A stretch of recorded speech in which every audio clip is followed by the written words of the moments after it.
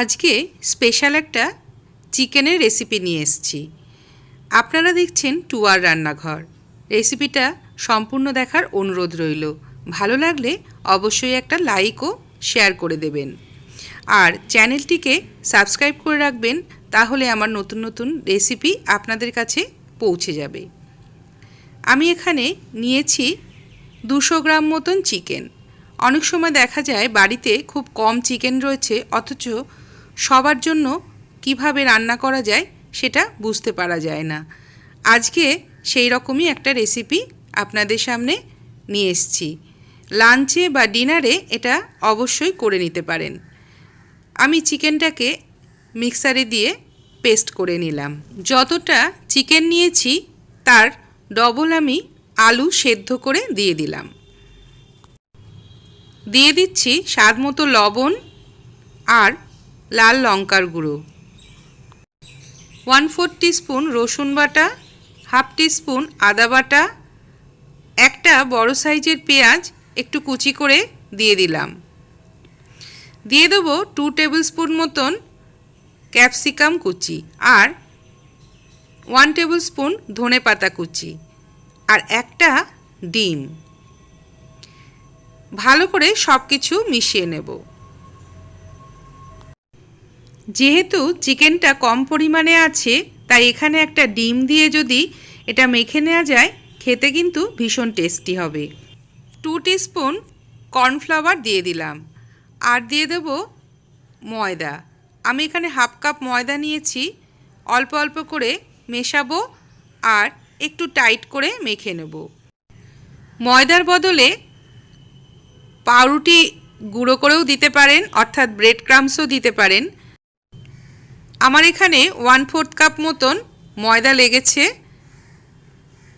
ভালো করে মিশিয়ে নেওয়ার পর আমি হাতটা ধুয়ে এসে তারপরে আপনাদের দেখাচ্ছি। হাতে একটু তেল বা হালকা করে একটু জল লাগিয়ে এইভাবে চামচ দিয়ে মেপে নেব। আমি 1 চামচ করে নিয়ে ছোট ছোট বলের মতন করে ভেজে নেব। আগেই আমি তেল চাপিয়ে দিয়েছি, তেলটা মিডিয়াম ফ্লেমে গরম করে নিয়েছি। ছোট ছোট বল করে করে আমি দিয়ে দিচ্ছি। এক পিঠ হয়ে যাওয়ার পর উল্টে দেব। আর এখানে কিছুটা জায়গা রয়েছে বলে আমি আরও কয়েকটা দিয়ে দিচ্ছি।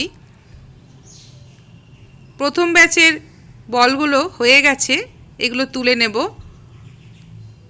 একটু লাল করে এগুলো ভেজে তুলে নিচ্ছি। দ্বিতীয় ব্যাচের বলগুলো আরও 2 মিনিট পর ভেজে তুলে নেব। ভাজা হয়ে যাওয়ার পর দেখুন কতগুলো চিকেন বল তৈরি হয়ে গেছে।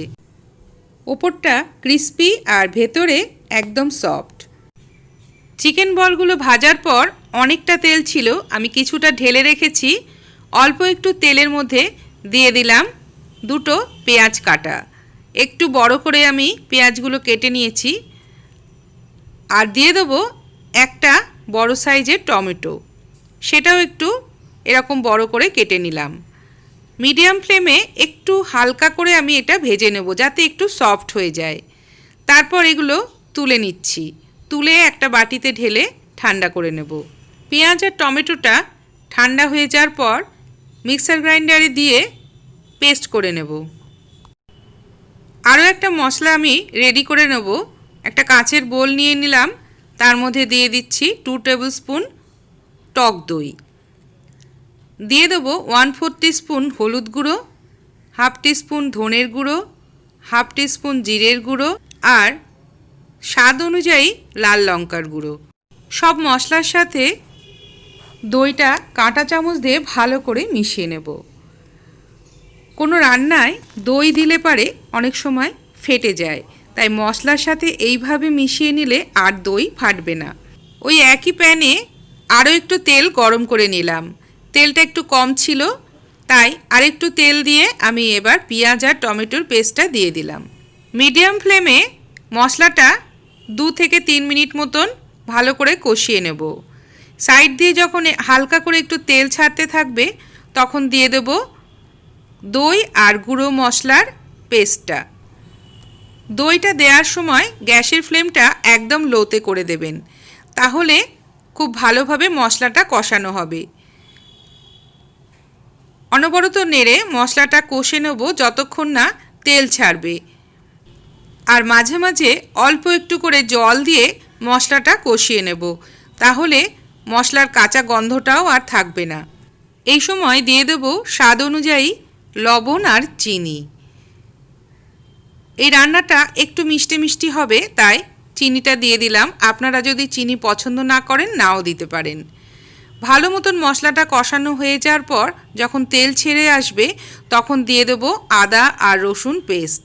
এখানে আমি 1 চামচ মতন আদা রসুন পেস্ট দিয়ে দিলাম। ভালো করে মশলাটা আবারও কষিয়ে নেব। এখন গ্যাসের ফ্লেমটা মিডিয়ামে দিয়ে দেব। আর সাইড দিয়ে দেখতেই পাচ্ছেন তেল ছেড়ে গেছে। দিয়ে দিলাম 1 চামচ মতন কাসুরি মেথি। কাসুরি মেথিটা একটু তেলের সাথে ভেজে নিলে পরে সেন্টটা খুব ভালো আসবে। আর না হলে আপনারা শুকনো খোলায় একটু ভেজে ক্রাশ করেও দিতে পারেন।